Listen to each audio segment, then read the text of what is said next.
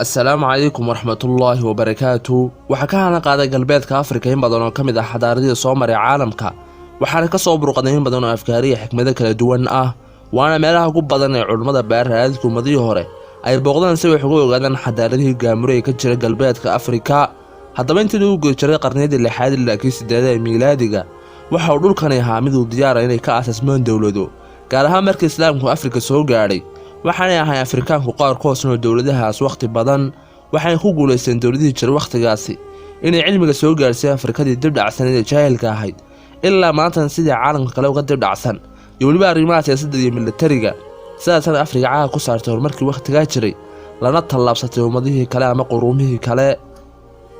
haddaba boqortooyinkii ugu horeeyay laga aasay Afrika waxaa ka mid ah boqortooyadii weyn Songhai taasoo dhul ahaan ku fadhiday inta u dhaxaysa Niger iyo Senegal waxaana halkeedii ugu sarreysay gaadhay qarniga 7aad ee miilaadiga iyadoo bad ahaan ku fadhiday webiga Senegal ee galbeedka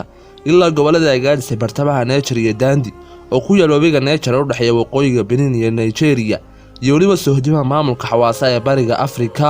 waxaana boqortooyada xukunkeeda hayay qoys lagu magacaabi jiray Saa Ayman waxaana qabtay xukunka boqortooyada 30 boqor oo isku qoys ka soo jeeda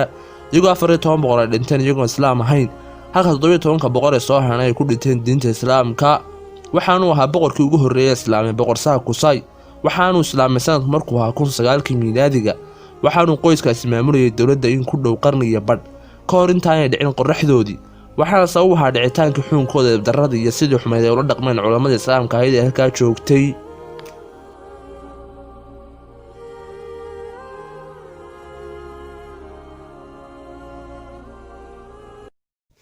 waxay Songhai bilowgii dawladda oo taabacsan kula dhan boqortooyadii weyneed ee Mali laakiin halkaas muu sii jirin waxay ka madax banaanaatay Mali kadib markii Sunni Ali Machar qabtay dawladii Songhai iyo dawladdu gaadhay waqtigiisa fikta ugu sarreysay boqor Afrikaan gaarsiiyay dawladdiisa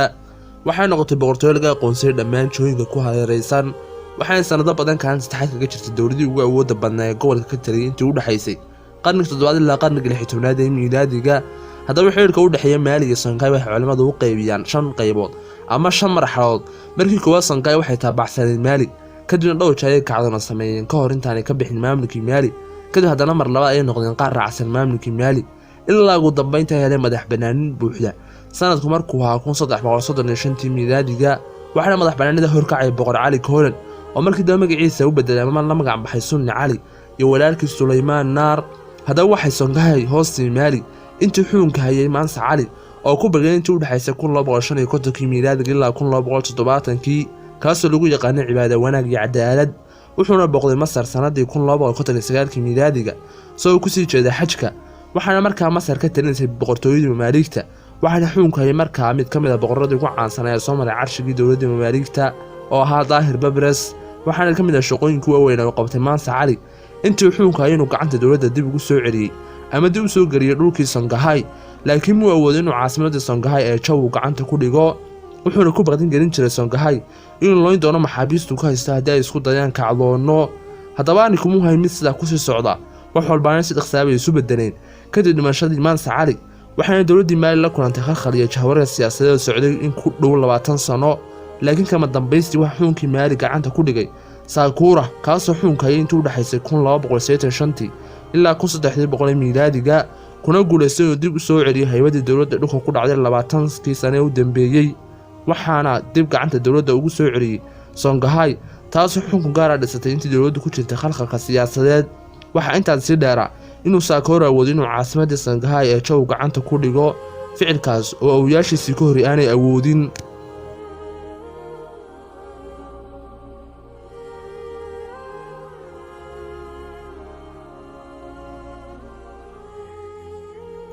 haddaba xakamaynta Sakura ee Songhai ma sii raagin waxaana ka baxay maamulkii sanadihii ugu dambeeyay xukunkiisa kadib markii dawladdu uu shaandhay masuq daciifiyay tiirarkii dawladda laakiin Songhai qudheedu ma sii ahaa mid madax bannaan oo waxa dawladdii Mali Machar qabtay Mansa Musa oo maamulayay dawladda intii u dhaxaysay 1312 miilaadiga ilaa 1337 kaasoo dib u soo celiyay Songhai kana dhigay mid taabacsan dawladdiisii wuxuu arinku sidaa ku sii socdaba markii la soo gaaray sanadii u dambeeyay xukunkii Mansa Musa waxay dawladdii Mali la kulantay taagdarro aad u weyn arrinkaasna waxaa ka caawiyay Sunni Ali walaalkii inay ka hoos baxaan maamulkii dawladdii Mali oo noqdeen dawlad madax bannaan waxaana ahayd sanadii 1335 miilaadiga intii ay xukumayeen waxay boqortooyadu goobjoog ka hay ballaarin dhowr ah iyadoo kharashka laga helay khasnadii Maali taasoo si aad yar hoos ugu dhacaysay waxaana ahaa qoyska Sunni Cali qoyska ugu ballaaran ee xukumay Songhai iyadoo kursiga iskaga kala dambeeyay 20 boqor isla qoyska ah muddo ku dhow qarnigii 500 oo sano boqoradii ugu caansanaa soo maamulay waxa kaalinta hore kaga jiray Sunni Cali oo talada hayay intuu dhaxaysay 1446 miilaadiga ilaa 1498 waana boqorkii 15aad ee hantay carshiga dawladda waxaana xilligiisa dawladdu gaadhay halkii ugu sareysay hadday tahay siyaasad waxbarasho iyo dhaqaale wixii la mid ahba boqortooyada Songhai waxay u ballaartay si aad ah ilaa ay noqotay xarunta xadaarada iyo afkaaraha Afrika oo dhan iska daa Afrika waxay ka horsay boqortooyin ka dhisnaa qaaradaha kale ee caalamka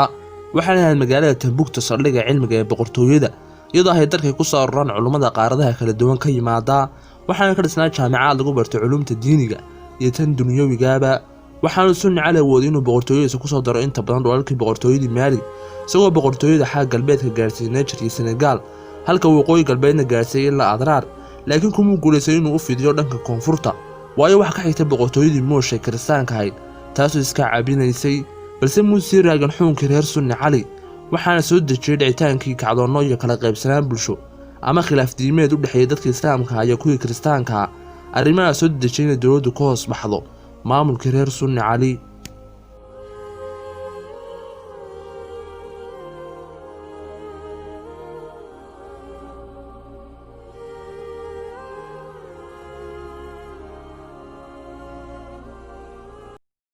haddaba taariikhyahanka reer Songhai Maxamuud Kacad ayaa wuxuu ka oranay kitaabkiisa al-Mukhtaar min taariikh al-Fattaash sababtii ugu weyn sababta dhicitaankii maamulkii Sunni waxay ahayd mid xiriir la sidaan shaxdarada ahayd oo la macaamili jiray culimada iyo saalixiintii xambaarsan diinta Islaamka taas sababtay khilaafad ka dhex dhashay shacabkii muslimka iyo boqorkii markaa talada hayay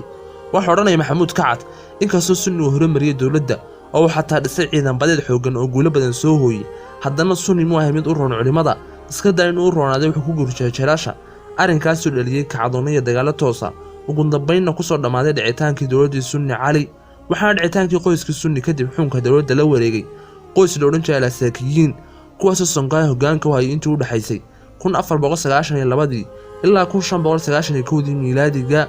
waxaana Maali mar labaad halkeedii ugu sarsay gaadhay markii uu xukunka hayay boqor Askiya Maxamed isagoo boqortooyadu u fidiyay dhanka waqooyi waxaana ahayd mid xadaarad ahaan juqraafi ahaan iyo dhaqaale ahaanba korta ilaa inta laga soo gaarayay duulaankii Sacdiyiinta oo soo gogobay jiritaankii Songhai intaas ayaan ku soo koobayaa muuqaalkeena maanta wassalaamu calaykum waraxmatullaahi wabarakaatuh